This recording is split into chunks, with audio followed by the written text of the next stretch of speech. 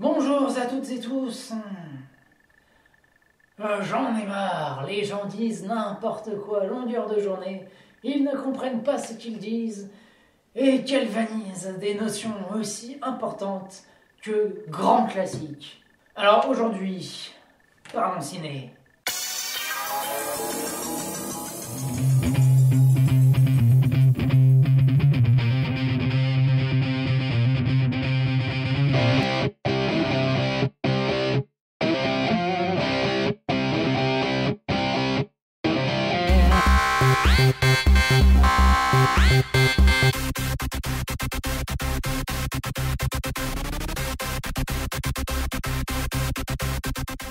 On entend régulièrement quelqu'un dire "Ah oui, tu n'as pas vu ce film, mais c'est un grand classique, oui évidemment. Et si tu fermais ta gueule un peu." Eh oui, bien sûr. On parle de grands classiques, mais déjà, qu'est-ce qu'un grand classique? Alors on va poser directement une définition claire et nette. Un grand classique est un film qui a révolutionné ou marqué le cinéma, que ce soit par la qualité de l'œuvre ou son ingéniosité technique. Et c'est surtout un film qui a marqué ponctuellement l'histoire à la sortie du film, mais aussi par-delà les années, qui aura su imposer sa marque et inspirer les œuvres qui ont suivi. Donc un grand classique, c'est un film avant tout intemporel, qui n'a pas vieilli, et qui même s'il a marqué l'histoire à son époque, reste des années après une référence absolue. J'ai avec moi un ouvrage qui s'appelle Les films de légende. Film de légende peut-être, mais est-ce que c'est un grand classique? Pas sûr. Que de violence. Nous allons commencer. Allez, voilà. On a le sommaire. Déjà, je vais dire non sur quasiment tous les films des débuts.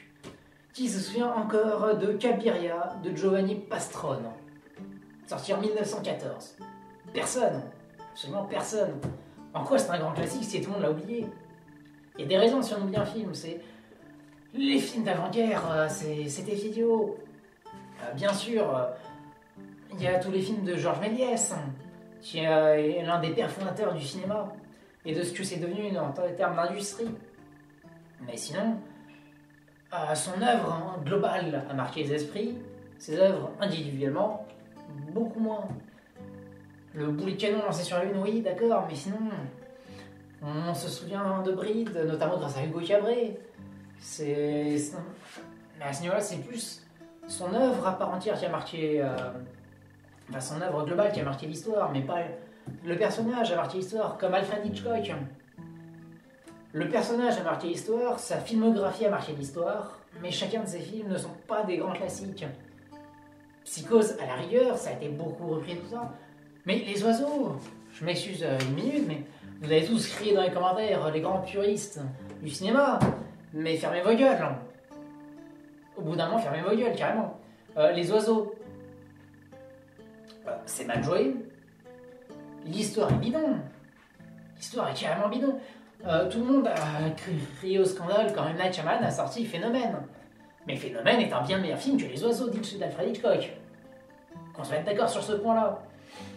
Au niveau scénario, d'un côté, on a les oiseaux qui pètent un câble et qui attaquent les humains. Oui, d'accord, mais d'où ça vient? Pourquoi? Et qu'est-ce qui se passe? Et pourquoi est-ce qu'ils sortent pas une pelle pour les fracasser, les oiseaux, pour se dire "Ah non, je suis une blondasse, je me fais attaquer par des oiseaux"? Mais crève en silence et ferme-la.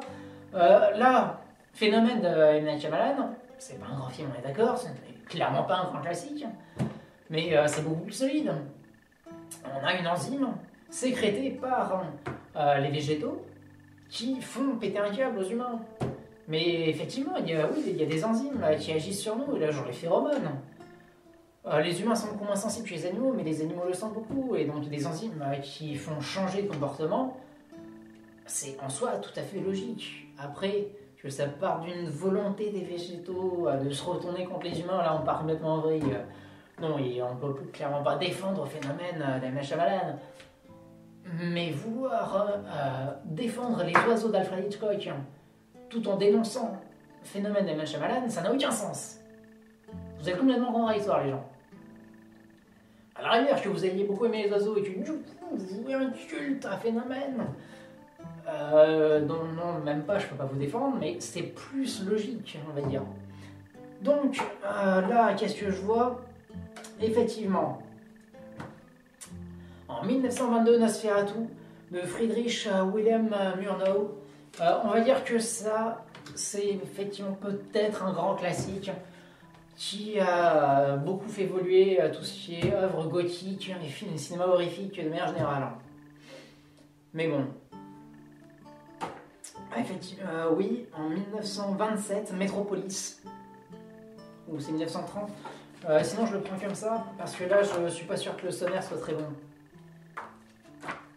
Allez, on va le faire comme ça. Hop.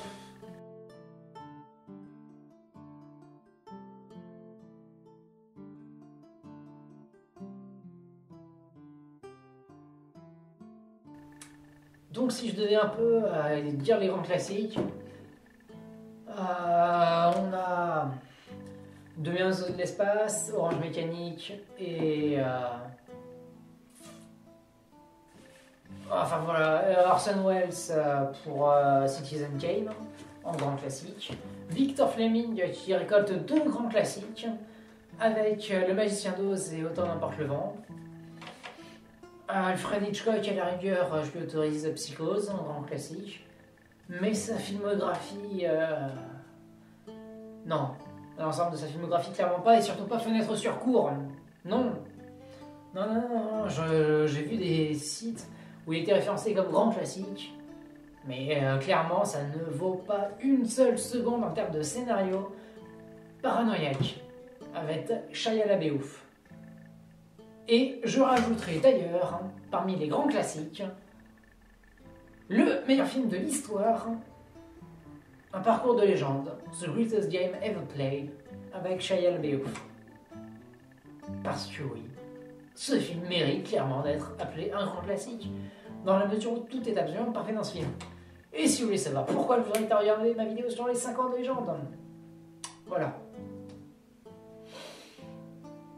Donc, non.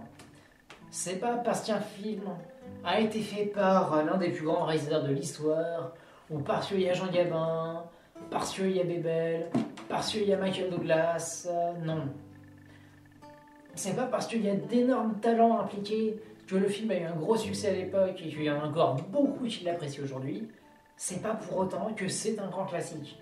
Faut non seulement qu'il y ait de la qualité d'époque et intemporelle, mais que ça pas forcément que ça fasse l'unanimité. Blade Runner il ne fait clairement pas l'unanimité, mais je l'autorise dans la catégorie grand classique, et j'aurais tendance à en fait retirer Gladiator, parce que sinon je devrais aussi rajouter 3, et non, non. Il y a suffisamment de place comme ça, et puis voilà, je lui laisse uniquement Blade Runner et Aladdin le 8e passagère avec Ridley Scott, ce qui est déjà pas mal. Donc voilà pour les grands classiques. Donc arrêtez de dire à tort qu'un film est un grand classique, ce n'est pas vrai. Ça, peut-être que pour vous c'est vrai, mais faut arrêter de galvauder des mots pareils, de leur priver de leur signification première, qui est une signification d'élite, de films vraiment qui appartiennent à un genre très spécifique, très restreint. On va pas mettre 2000 films dans les grands classiques. Sinon, quelqu'un qui arrive en école de cinéma, on lui dit tiens, voilà, ça c'est le grand classique, t'as 2000 films, vas-y, t'en as pour 6 mois de mater des films. Non. Bah, c'est en gros ce qui se passe, mais ça devrait pas. Parce qu'à ce niveau-là, on devrait aussi se mater Pirates des Caraïbes 2 et 3 en les analysant précisément pour savoir comment est-ce qu'une trilogie de films a été condensée en 2 films de 2h30, alors qu'à l'origine c'était. Enfin, donc on passe de 6 heures à 5 heures. 3 films de 2 heures qui deviennent 2 films de 2h30. Oh, ils ont enlevé 1 heure.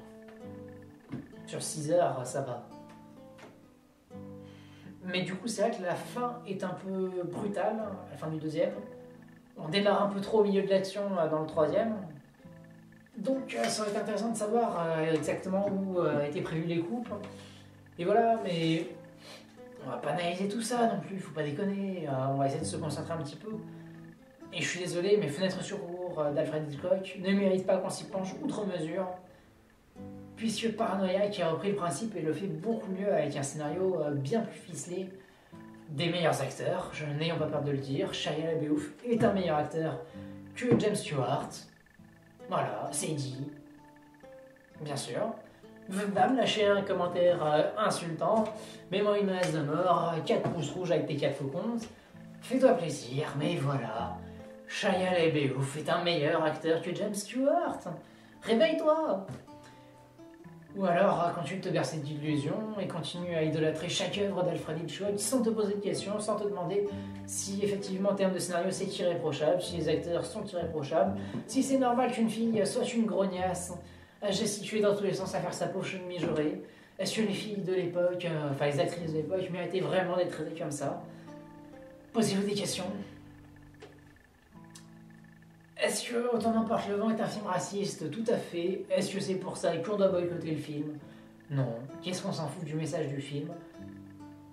On peut même le prendre comme une satire, se dire que voilà, à l'époque c'était ça la culture. Il y avait des gens qui pensaient comme ça, c'est dommage. Ça fait beaucoup de mal à notre histoire. Et voilà, ça a été l'histoire, ça a été tel quel comme ça. Faut vivre avec, faut savoir que ça existait, il faut pas le reprocher au film. Il vivait avec son temps. Et il reste aujourd'hui un très bon film. Voilà. C'est pas parce que Durandal a dit qu'il fallait cracher dessus, parce que Durandal a des fois des très bons avis, des fois des très mauvais. Même quelqu'un, même moi, vous avez le droit de critiquer et analyser mon avis. Sur quoi il se repose, pourquoi est-ce que j'arrive comme ça et que je dis que Les Oiseaux d'Alfred Hitchcock c'est mauvais. Parce que je trouve qu'une actrice ne mériterait pas d'être traitées de la sorte, qu'elles ont le droit de disposer d'un cerveau, elles ont le droit de disposer du même temps à l'antenne qu'un homme, elles ont le droit d'avoir des rôles un peu plus écrits que la grognasse qui fait « Ah, au secours !» qui se fait attaquer par des oiseaux, qui se prend du verre-pied sur la gueule. Non. Non, et puis pour moi, un scénario, faut que ce soit logique, cohérent. Les oiseaux, ils attaquent pas comme ça, faut qu'on sache pourquoi est-ce qu'ils attaquent comme ça. Et puis les gens, ils se barricadent, ils font quelque chose. Non, je ne peux clairement pas pardonner à Alfred Hitchcock d'avoir à ce point massacré les oiseaux. Ce n'est pas un bon film. Et la plupart des films d'Alfred Hitchcock ne sont pas bons. Voilà. Insultez-moi, faites-vous plaisir. C'est ce que j'avais à dire, voilà, pour les grands classiques du cinéma. Donc, personnellement, je trouve qu'on ne devrait pas dire n'importe quoi tout le temps. Balancer des termes aussi élogieux que ce film est un grand classique du cinéma. Ça devrait être réservé à une élite de films. Après, vous faites ce que vous voulez à l'arrière, mais je pense qu'on devrait un peu condenser ça à des films qui le méritent vraiment et se poser vraiment la question de est-ce que le film le mérite ou non? Est-ce qu'il a vraiment un tel impact aujourd'hui encore? Et voilà. D'ici là, je vous invite à aller voir des films. Je vais peut-être aller voir au cinéma le dernier Resident Evil. Mais au secours, cette saga est mauvaise, mais très mauvaise. Mis à part le troisième. Mais bon, voilà. Allez, continuez à voir des films, de vous cultiver. Ne dites plus n'importe quoi, s'il vous plaît. Vous faites-le avec conviction. Ce serait déjà un bon début.